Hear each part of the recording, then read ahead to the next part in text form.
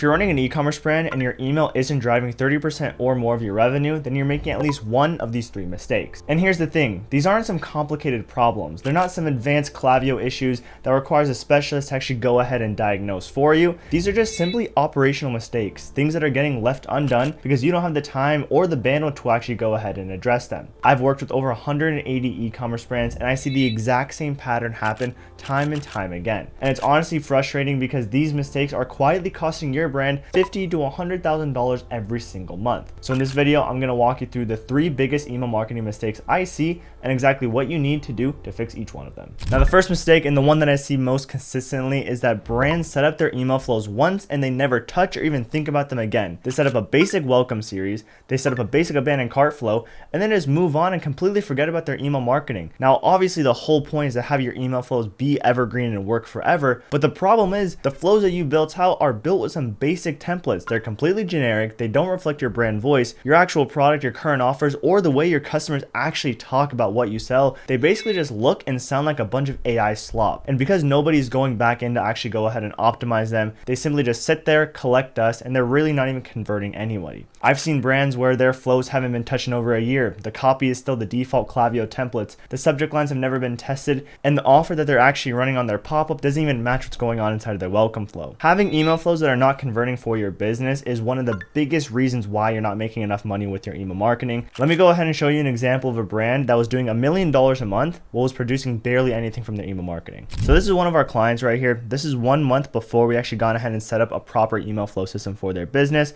Here's what they were looking like before. So this is December 16th to January 16th. Their total revenue came out to be around just under $1.1 million, and email marketing only brought around $50,000 a month.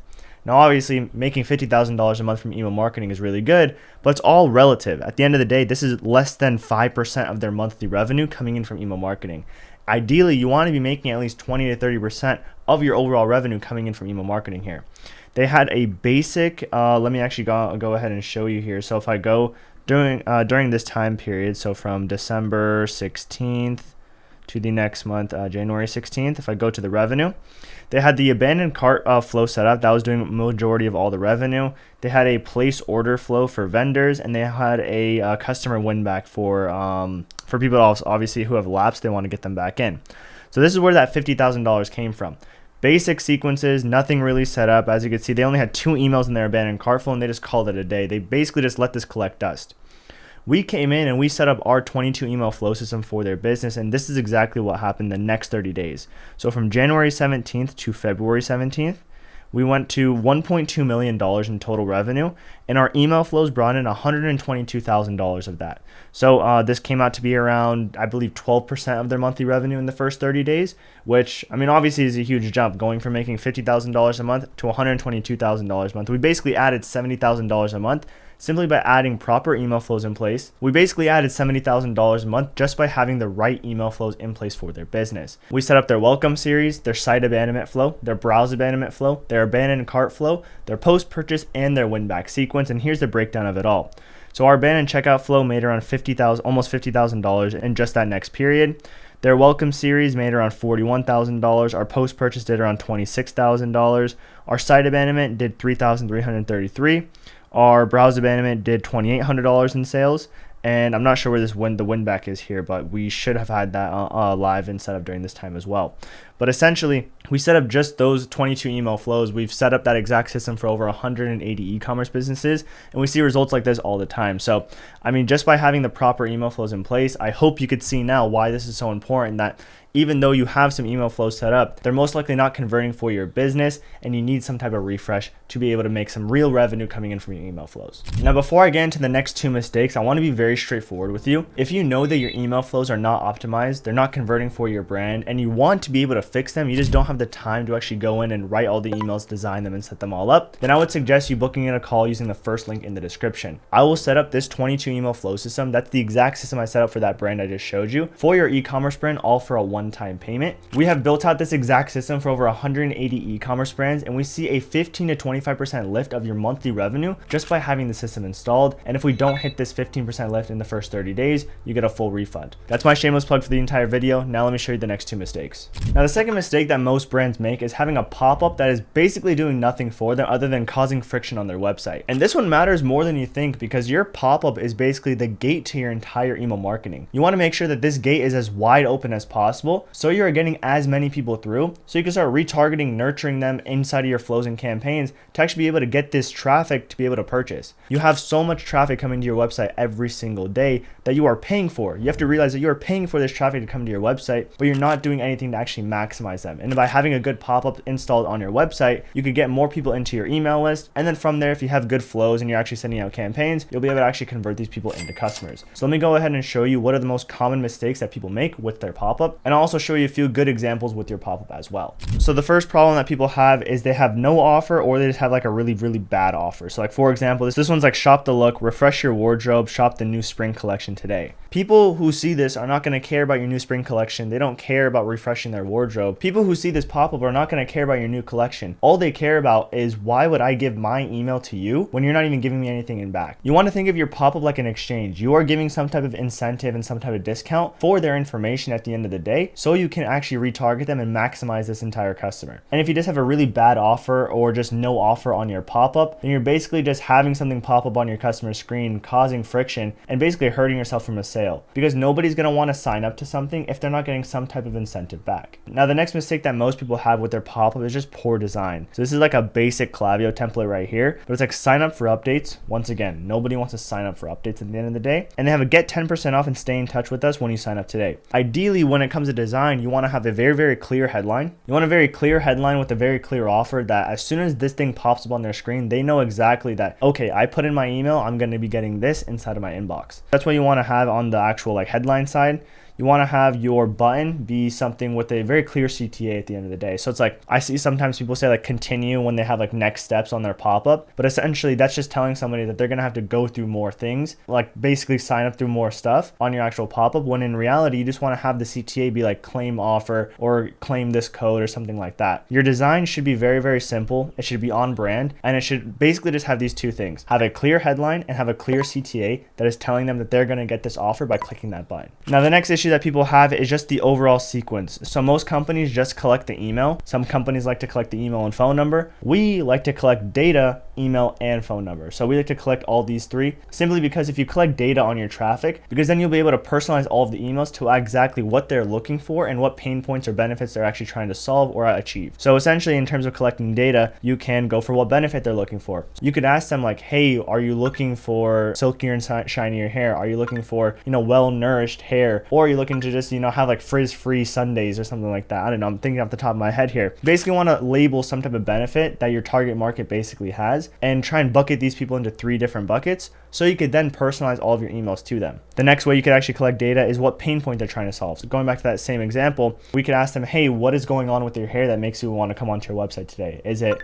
it's not smooth and it's not shiny, it's like looking dull? It could be, is your hair just super frizzy, or is your hair just always dry and brittle? Based off of that, now we could recommend products that are talking about those different types of pain points and helping them actually solve those problems with our products there. Next way you could collect data is just going off of what products they're looking for. So you could use that exact same example, or if you have like 3 main collection, like let's say you're a fashion company, if you sell men's clothing, women's clothing, or kids clothing, or let's say you sell toddler boys or toddler girl clothes or something like that, you want to be able to ask them like, hey, what are you shopping for? Men's clothing, women's clothing, or kids? And then inside of all your sequences, and now that they are tagged with that one type of like what they're looking for, you could then just tailor all of the emails to them to only show them men's clothing, women's clothing, or kids based on what they actually chose. So let me show you a few examples of what like a really good pop-up example is. So this is a pop-up that we built out for Bibles and coffee. Basically, first thing is saying like, hey, you've got $10 off. So just take a look at this entire email. Looks very clean. You know exactly as soon as it comes up that what you are getting, you're getting $10 off as soon as you sign up. And the CTA says secure $10 off. The CTAs aren't saying continue or go to next step. It's basically saying that as soon as you click on this secure $10 off, you are going to get your $10 off. off. Now the next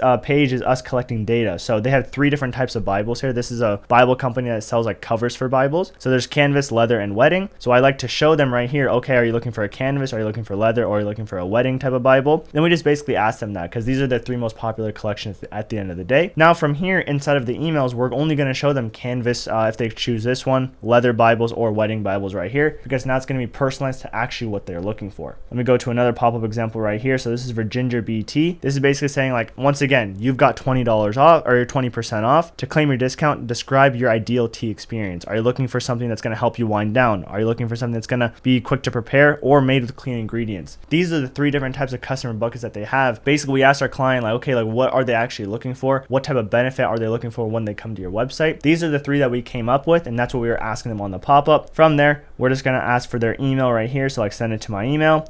And then right here, just be the first to know about the news. Just try and get them to, sign up on the SMS side there as well. So these are examples. These 2 are examples of pop-ups that we have actually built out that we are using our best practices when it comes to building out pop-ups for businesses. So once again, if your pop-up is not converting at least 5% submit rate, you really want to try and dive in and to implement these 3 things I just showed you. So check if you have really poor design. Check if your offer is clear. Check if your CTAs are telling them that they're actually going to get their offer rather than continuing to next steps. And make sure you're actually collecting data, email, and phone number on your pop-up to really try and secure and maximize this pop-up when it is landing on your website. Because at the end of the day, it's going onto your website, it's causing friction. You might as well make it worth it for your business and gather that type of data so you could then have higher conversion rates on your flows in your campaigns. Now the third mistake is the most straightforward one, and it's the one that's honestly costing your brand the most amount of money, and it's that you're just not sending out enough email campaigns to your list. I see brands every single day sending out 1 email a month, and they sit there wondering why email marketing isn't driving revenue for their business. And every time I ask them why, the answer is always the same. They don't have the time, and when they do send an email, it's only for a sale or a new product launch. And in the meantime, they're sitting on a list of people who have opted in, who wanted to hear from them, who are ready to buy, and they're simply not doing anything with it. You want to think of your email campaigns like posting on social media, and the list you are sending to are your followers. You want to share some type of value emails to just keep your list engaged and actually keep your brand top of mind. And these could be very simple, like plain text emails, just talking about different pain points that they're going to get, or just showing how your products can actually get them closer to their goals or solve their pain points. The brands that are making 30 to 50% of their monthly revenue coming in from email marketing are sending 12 to around 20 emails per month. Not all of them have to be promotional. About 80% of them should be value-based emails, things like tips and education and content that actually helps your customer, and the other 20% should just be sales and promotional emails. This type of ratio keeps your list engaged, keeps people opening, and keeps them actually buying without feeling like all of your emails are going to just give them another type of pitch or just trying to sell them on something. You want to make your emails feel like you're actually trying to help out your entire email list. Now let me go ahead and show you an example of our client who sent out just a few emails all of last year compared to when we actually sent out 12 emails to the list in just last month. So let's take a look at this brand right here. From January 1st to December 31st last year, they did around $21 million in revenue. Let's take a look at their attributed revenue. It was around $695,000. And the message breakdown comes down to their campaigns drove around $100,000 and their flows did around $594. So I mean, $695,000 is a lot of money, but when you're making $21 million and it's only less than 5% of your entire revenue, that's pretty poor. So let's take a look at their campaigns right here. Obviously we're in the last year time frame, and if we just take a look at this, they only really sent out 4 email campaigns. I can count that on one hand. They sent out 4 email campaigns to their list, and essentially I'm not even sure where they got this $100,000 revenue from, because I mean right here this is 14,000, this is 21,000, this is like 26 or 27,000. They really only drove $27,000 coming in from their email campaigns just because they didn't have enough time. They didn't want to actually send out any emails. They didn't really think that email marketing would actually drive revenue for their business. Now let me go to just last month when we sent out email campaigns for them. So this was in the month of February. So let me go year to date here.